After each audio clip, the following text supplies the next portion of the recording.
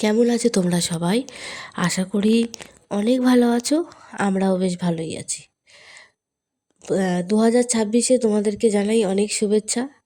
নতুন বছর প্রত্যেকটা দিন তোমাদের অনেক ভালো কাটুক, সুস্থভাবে কাটুক এবং তোমরা সবাই হ্যাপি থাকো। আর একটা কথা যেটা না বললেই নয়, হঠাৎ মনে হলো যে না একটু তোমাদের সাথে শেয়ার করি। 26শে ডিসেম্বর 26শে ডিসেম্বর আমার বাবার জন্মদিন ছিল। তো সেই দিনকেই মধ্যমগ্রামে ফকিরার একটা শো ছিল। তো ফকিরার শোটা দেখতে যথারীতি আমরা গেছিলাম। তার আগে ইমন গাইছিল। ইমনকে তো আমরা সবাই চিনি। তো ইমনের গাওয়াটা হয়ে যাওয়ার পরে ইমন দুটো কথা বলল। কথাটা এতটাই দামি যে বলল, রাস্তায় ধরো তোমার কোনো চেনা পরিচিত মানুষ রাস্তা দিয়ে হাঁটছে, হেঁটে তোমার পাশ দিয়েই যাচ্ছে। সে তোমাকে জিজ্ঞাসা করুক আর নাই বা করুক, কিন্তু তুমি তাকে জিজ্ঞাসা করো কেমন আছো। সে যদি বলে আমি ভালো আছি তো ঠিক আছে। সে যদি বলে যে আমি ভালো নেই, তাহলে তার কথাটা শুনো, সে কেন ভালো নেই। কারণ অনেক মানুষ অনেক প্রবলেমের মধ্যে দিয়ে থাকে। তুমি যদি 5টা মিনিট একটু সময় বার করে তার কথাটা শোনো, তাহলে মনে হয় না যে হ্যাঁ, কোনো কিছু অসুবিধা হতে পারে। বরং দেখা গেল তোমাকে কথাটা বলার পরে এতটা সে হালকা হয়ে গেল, তার লাইফটা হয়তো একটু পাল্টে গেল, একটু সুন্দর হলো। তাতে কিছু তো ক্ষতি নেই। এই যে কথাটা, এতটা একটা দামি কথা বলেছিল না, কথাটা সত্যি খুব মনে লেগে গেছিল। এবং শুধু সেটা আমার নয়, যারা যারা ওখানে শুনেছিল তারা প্রত্যেকজন না ওর দিকেই তাকিয়েছিল। যারা বাইরে ছিল তারা তো ভেতরে ঢুকতে পারছিল না, কারণ ভেতরে প্রচুর ভিড় ছিল।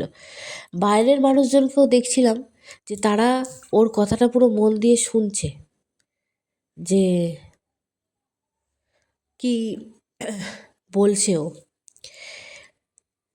আর শীতকালে তোমাদেরকে বলেছিলাম, শীতকালের সিজনের ফুল আমি খুব একটা মানে দেখতে ভালো লাগে, বাট আমার মনে হয় যে আমার ব্যালকনিতে যখন আমি কোনো গাছ রাখবো, সেটা আমার চোখের সামনে সারা বছর থাকতে হবে। এবার কি হয়, শীতকালে অনেক কিছু ফুল গাছ আছে যেটা শীতকালের জন্যই, আবার শীত চলে গেলে মরে যায়। তা আমার না এরকম গাছগুলোকে আমার খুব মায়া লাগে, যে যা পড়ে গেল। ওই জন্য আমি শীতের গাছ খুব একটা কিনি না। আর চন্দ্রমল্লিকা নিয়েছি কারণ হচ্ছে চন্দ্রমল্লিকা গাছ গরমকালে বেঁচে থাকে, হয়তো ফুল দেয় না কিন্তু বেঁচে থাকে। আর পিটুনিয়াম নিয়েছিলাম দুটো, আর একটা ক্যাপসিকাম, সেটা দেখতে পাবে তোমরা। আহ, ঠিক আছে, ওইটা নিয়েছি কারণ ওটা দেখতে ভালো লাগছিল।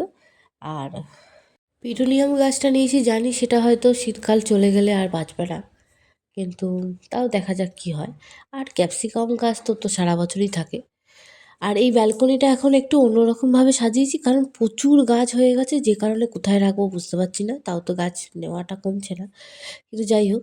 তো গাছগুলোকে এখন এইভাবে স্ট্যান্ড করে রেখে দিয়েছি, এই টবগুলো তো এই স্ট্যান্ড করে রাখার জন্যই। তো আমার ইচ্ছা আছে পিটুনিয়াম যে গাছ দুটো নিয়েছি সেটা ওই স্ট্যান্ডের মতোই টব দুটো কিনে নিয়ে তাকেও টাঙিয়ে রাখবো। আর ক্যাপসিকাম গাছটা একটা বড় জায়গার মধ্যে বসাবো, বড় টব আছে অলরেডি, তো সেটাতে বসাবো যাতে একটু ক্যাপসিকামটা গাছটা একটু মাটিটা ভালো পায়। কারণ মাটিতে তো বসানোর উপায় নেই, মাটি এখানে নেইও। আর যা বসাতে হবে বেশি করে মাটি নিয়ে টবেই দিতে হবে, তাহলেই গাছটির গ্রোথটা ভালো হয়। আর এই গাছটা গাছ বলছি, সরি, এই যে কাপটা দেখছো, এটা আমার হাত থেকে পড়ে গিয়ে ভেঙে গেছে। তো ভেঙে যাওয়ার পরে আমার মনে হলো যে না, কাপটা ভেঙে গেছে বলে আমি কাপটা ফেলে দেবো, তাহলে এই কাপটাতে একটা গাছ বসিয়ে দিই। তো সেই কারণে কি করেছি, আর ক্লে দিয়ে ওই ভাঙা জায়গাটা ফুল করে দিয়েছি, যাতে দেখলে কেউ তো আর বুঝতে পারবে না যে ওটা ভাঙা কি না। আর গাছ বসিয়েছি হচ্ছে কয়েন গাছ। এই কয়েন গাছ তোমরা সবাই জানো, কয়েন গাছ আমার একটা ছিল, সেখান থেকে আমার 5টা জায়গায় কয়েন গাছ হয়ে গেছে। কারণ কয়েন গাছটা এমনই, তুমি যতটুকু মাটি দিয়ে যে পাত্রেই রাখো না কেন, তাকে টাইম দাও, সে পুরোটাই ভর্তি হয়ে যাবে। এমনই গাছটা সুন্দর। ফুল তো হয় না, জাস্ট এরকমই ছোটো ছোটো পাতা হয়, কিন্তু পাতা বড়ও হয় ছোটও হয়, পুরো টবটা জুড়ে ওই কয়েন গাছটা হয়ে যায়। তো সেই জন্য এই গাছটাই বসিয়েছি। আর আমি যখন আরেকটা জিনিস জানো তো, খুব ছোটোবেলারই একটা গল্প হঠাৎ করেই মনে হলো। আমি যখন 2.5 বছর বয়স আমার, তখন আমি নাচের সাথে যুক্ত হই। আমার মা আমাকে নাচের ক্লাসে তখন ভর্তি করিয়েছিল। তো সেই সময় আ আমরা মানে আমাদের ওই সময়টা ছিল কি আমরা তখন গুরুজি বলে ডাকা হতো আমাদের টিচারদেরকে। তো আমি না মানে গুরুজি শব্দটা আমি জানতাম না যে গুরুজি বলে ডাকতে হয় বা কিছু। তো যেদিনকে আমি ভর্তি হতে যাবো সেই দিনকে আমি দেখছি যে একজন বসে আছে। আমার হঠাৎ করে আমি তাকে বলেছিলাম, "আসবো জেঠু?" আমার এই "আসবো জেঠু" কথাটাতে হয়তো তার ভালো লেগেছিল এমনই যে সে আমাকে না কোনো কিছু বলল না যে আমি কেন গুরুজি বলে ডাকলাম না, কেন কিছু। কারণ ২.৫ বছর বয়সে আমি অনেকটাই ছোট এবং ওই ছোট বয়সের আ শব্দগুলোও খুব মিষ্টি হয়, ভয়েসটাও খুব মিষ্টি প্রকৃতিরই হয়। তো সেই কারণে ওনার হয়তো ভালো লেগেছিল। তো তখন থেকে আর ওনার ছেলে-মেয়ে কেউ ছিল না। আমাকে এতটাই ভালোবেসেছিল, আমার মাকে একবার বলেছিল যে, "আপনার মেয়েকে আমাকে দিয়ে দেবেন?"